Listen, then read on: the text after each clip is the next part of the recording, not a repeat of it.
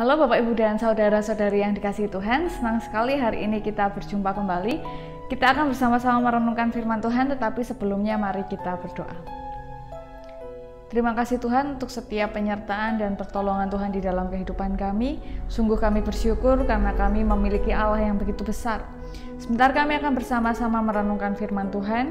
Kiranya Tuhan memampukan kami untuk menjadi ladang-ladang yang subur, sehingga firman yang bersama-sama akan kami renungkan dapat tertanam di hati kami, dapat kami laksanakan di dalam kehidupan kami sehari-hari. Terima kasih ya Tuhan, di dalam nama Tuhan Yesus kami berdoa, haleluya, amin. Bacaan kita pada hari ini berdasarkan 2 Raja-Raja 4 ayat 8 sampai ayat yang ke-14, dilanjutkan ayat 32 sampai ayat yang ke-37. Ini agak panjang. 2 Raja-Raja 4 ayat 8 sampai ayat ke-14, dilanjutkan ayat 32 sampai 37 yang berbunyi demikian. Pada suatu hari, Elisa pergi ke Sunem. Di sana tinggal seorang perempuan kaya yang mengundang dia makan. Dan seberapa kali ia dalam perjalanan, singgahlah ia ke sana untuk makan. Berkatalah perempuan itu kepada suaminya, "Sesungguhnya aku sudah tahu bahwa orang yang selalu datang kepada kita itu adalah abdi Allah yang kudus. Baiklah kita membuat sebuah kamar atas yang kecil yang berdinding batu. Dan baiklah kita menaruh di sana baginya sebuah tempat tidur, sebuah meja, sebuah kursi, dan sebuah kandil. Maka apabila ia datang kepada kita, ia boleh masuk ke sana." Pada suatu hari datanglah ia ke sana, lalu masuklah ia ke kamar atas itu dan tidur di situ. Kemudian berkatalah ia kepada Gehazi bujangnya, "Panggillah perempuan Sunem itu." Lalu dipanggilnyalah perempuan itu dan dia berdiri di depan Gehazi. Elisa berkata kepada Gehazi, "Cobalah katakan kepadanya, sesungguhnya engkau telah sangat bersusah-susah seperti ini untuk kami. Adakah yang dapat kuperbuat bagimu? Adakah yang dapat kubicarakan tentang engkau kepada raja atau kepala tentara?" Jawab perempuan itu, "Aku ini tinggal di tengah kaumku." Kemudian berkatalah Elisa, "Apakah yang dapat kuperbuat baginya?" Jawab Gehazi, "Ia tidak mempunyai anak dan suaminya sudah tua." Ayat yang ke-32. Dan ketika Elisa masuk ke rumah, ternyata anak itu sudah mati dan terbaring di atas tempat tidurnya. Sesudah ia masuk, ditutupnyalah pintu sehingga ia sendiri dengan anak itu di dalam kamar. Kemudian berdoalah ia kepada Tuhan. Lalu ia membaringkan dirinya di atas anak itu, dengan mulutnya di atas mulut anak itu dan matanya di atas mata anak itu, serta telapak tangannya di atas telapak tangan anak itu, dan karena ia meniarap di atas anak itu, maka menjadi panaslah badan anak itu. Sesudah itu ia berdiri kembali dan berjalan dalam rumah itu, sekali ke sana dan sekali ke sini. Kemudian meniarap pula lah ia di atas anak itu. Maka bersinlah anak itu sampai 7 kali, lalu membuka matanya. Kemudian Elisa memanggil Gehazi dan berkata, "Panggillah perempuan Sunem itu." Dipanggilnyalah dia. Lalu datanglah ia kepadanya, maka berkatalah Elisa, "Angkatlah anakmu ini." Masuklah perempuan itu lalu tersungkur di depan kaki Elisa dan sujud menyembah dengan mukanya sampai ke tanah. Kemudian diangkatnyalah anaknya lalu keluar. Demikianlah pembacaan firman Tuhan. Sungguh berbahagia kita yang diberikan kesempatan untuk mendengarkan, merenungkan, memelihara, bahkan diberikan kekuatan untuk melaksanakan di tengah kehidupan kita sehari-hari. Haleluya. Bapak, Ibu, dan saudara-saudari yang dikasihi Tuhan, pernah terpikir nggak, kenapa kita bertemu dengan orang-orang yang ada di sekitar kita? Kenapa kok Tuhan memberikan perjumpaan bagi kita dan bagi orang-orang yang ada di sekitar kita? Misalnya Bapak Ibu secara tidak sengaja, tidak direncanakan berjumpa dan berkenalan dengan si A, atau entah bagaimana bisa berteman dengan si B, dan lain-lain. Nah, sebenarnya tidak ada perjumpaan yang tidak berarti. Tidak ada perjumpaan yang tidak meninggalkan kesan sesungguhnya. Nah, ini adalah kisah perjumpaan antara seorang perempuan Sunem dengan seorang abdi Allah yang bernama Elisa. Jadi perempuan ini tidak diberitahu, tidak punya motif, dia ingin melayani Tuhan lewat melayani abdi Allah dengan cara menyediakan tempat baginya untuk singgah. Ya, karena kan waktu itu nggak kayak sekarang ya, banyak hotel, bisa naik pesawat, bisa naik kereta dan lain-lain. Dulu kan enggak. Jadi dalam pelayanannya supaya si Elisa ini bisa singgah, maka perempuan Sunem ini meminta persetujuan suaminya untuk membangun kamar supaya mereka bisa singgah, Elisa dan bujangnya begitu, bisa singgah istirahat dulu. Nah, karena melihat kebaikan hati perempuan itu, Elisa ingin membalas kebaikannya, lalu bertanya apa yang dia butuhkan. Lalu perempuan ini bilang, aku ini tinggal di antara kaumku, yang artinya nggak ada apa-apa yang saat ini kubutuhkan gitu. Maksudnya dia punya suami, dia hidup dengan baik, dia tinggal di tengah keluarganya, dia nggak merasa dia berkekurangan suatu apapun begitu.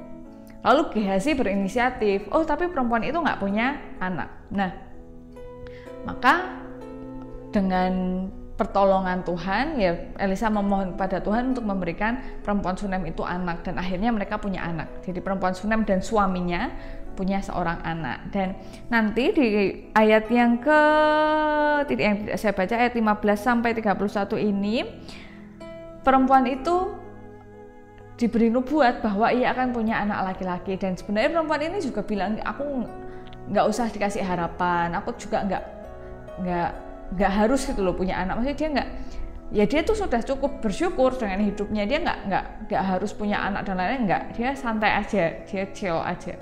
Nah, tapi karena pertolongan Tuhan perempuan ini bisa punya anak. Nah, masalahnya adalah ketika ternyata nanti anaknya ini meninggal gitu, dan perempuan ini jengkel, sedih ya, bukan jengkel ya, dia sedih sekali. Orang aku nggak minta anak, orang aku nggak mengharapkan dikasih anak gitu, maksudnya sudah cukup semua yang aku terima, malah dikasih anak, sudah sangat bahagia, malah anaknya dipanggil pada usia yang masih muda, kan dia jengkel gitu. Akhirnya dia datang kepada Elisa, dia cerita, ngapain kok sekarang malah anaknya dipanggil Tuhan dan lain-lain, malah menimbulkan sakit yang luar biasa. Nah, akhirnya Elisa datang ke rumahnya menolong perempuan itu yang sedang berduka itu, dan tentu saja hanya Tuhan yang mampu membangkitkan seorang manusia yang sudah mati menjadi hidup kembali. Maka yaitu atas pertolongan Tuhan melalui Elisa, anak perempuan Sunem itu hidup kembali. Nah, Bapak Ibu dan saudara-saudari yang dikasih Tuhan, ini adalah cerita yang ngapain gitu kan. Ya itu tadi, maksudnya si perempuan ini hanya mau berbuat baik begitu kepada Elisa, karena dia adalah abdi Allah gitu. Jadi dia maunya melayani Tuhan lewat kebaikan hatinya kepada abdi Allah. Dan si Elisa ini juga inisiatif gitu sama Gehazi, ya harus dibalaslah kebaikannya ya. Yang dia nggak punya saat itu adalah anak, ya sudah kita minta pada Tuhan supaya diberikan anak. Tapi kan terus nanti anaknya meninggal gitu, jengkel juga si perempuan itu. Tapi kemudian anaknya dibangkitkan oleh Tuhan.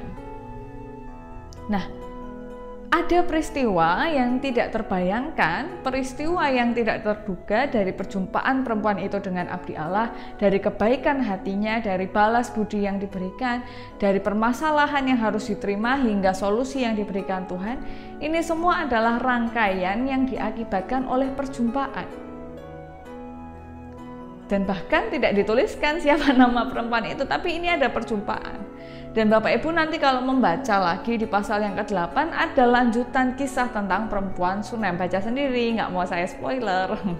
Nah, jadi ini adalah bagian nanti di pasal 8 ini ada buah tindak lanjut dari kisah perjumpaan Elisa dengan perempuan Sunem, plus kisah tentang kematian anak perempuan Sunem itu, dan kisah bagaimana Tuhan membangkitkan anak itu melalui Elisa. Nah, ada rahasia Tuhan di dalam setiap perjumpaan manusia yang seringkali tidak kita pahami alurnya, yang seringkali tidak kita pahami akhirnya, prosesnya. Jadi ini mengingatkan kepada kita untuk menghargai setiap perjumpaan dengan orang-orang di sekitar kita.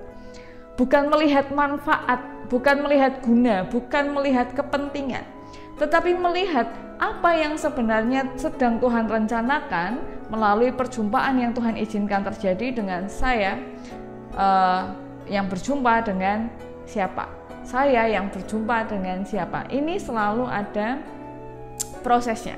Nah, Bapak, Ibu, dan saudara-saudari yang dikasihi Tuhan, saya menutupnya dengan sebuah cerita. Ini sharing sih sebenarnya. Jadi saya dan suami saya itu pacaran tahun 2013 gitu kan. Nah, sebelum tahun itu, sebelum kami berpacaran, sebelum kami berjumpa, ada seorang teman. Jadi dia kakak angkatan saya yang juga adalah teman paduan suaranya suami saya. Kami beda gereja, jadi dia paduan suara, kakak angkatan saya ini pelayanan di gereja yang suami saya waktu itu juga jadi simpatisan. Mereka tim paduan suara dan saya cukup dekat dengan kakak angkatannya ini laki-laki.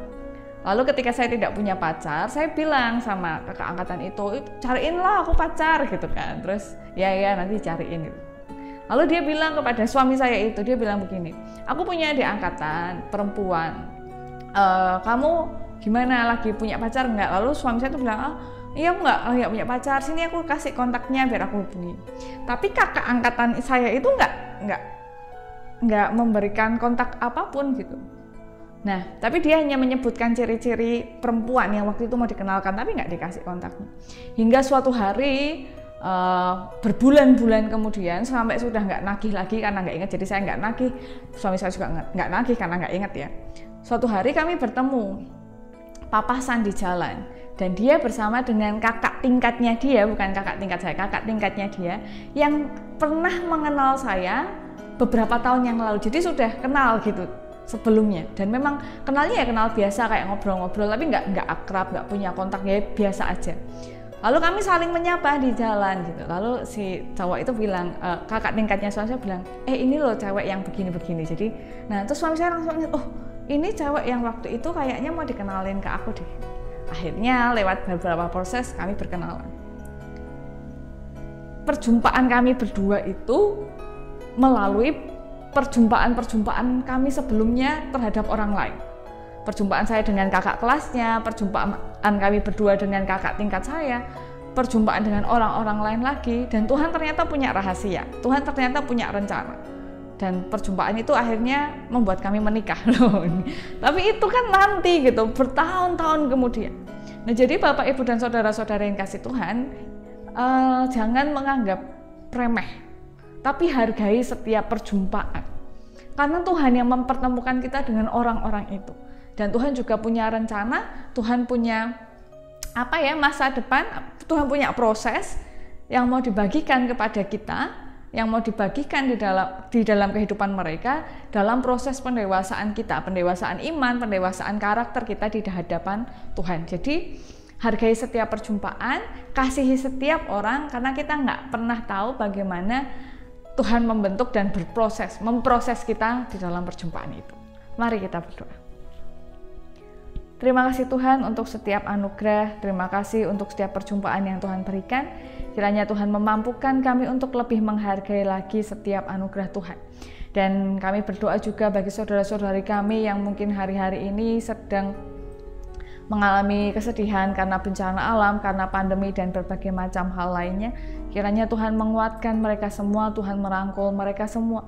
Dan di tengah keterbatasan kami untuk berjumpa dengan orang lain, kiranya Tuhan menolong kami supaya kami tetap dapat saling mengasihi, saling menguatkan di tengah keterbatasan ini. Maka seluruh kehidupan kami, seluruh perjalanan kami serahkan ke dalam tangan kuasa Tuhan, pemilik kehidupan kami. Di dalam nama Tuhan Yesus kami berdoa, haleluya, amin. Ya Bapak Ibu, demikian yang dapat saya sampaikan, kiranya dapat menjadi hal yang baik bagi kita semua. Selamat menjalankan aktivitas, tetap taati protokol kesehatan. Sampai jumpa di pertemuan berikutnya. Tuhan Yesus memberkati kita semua, sampai jumpa.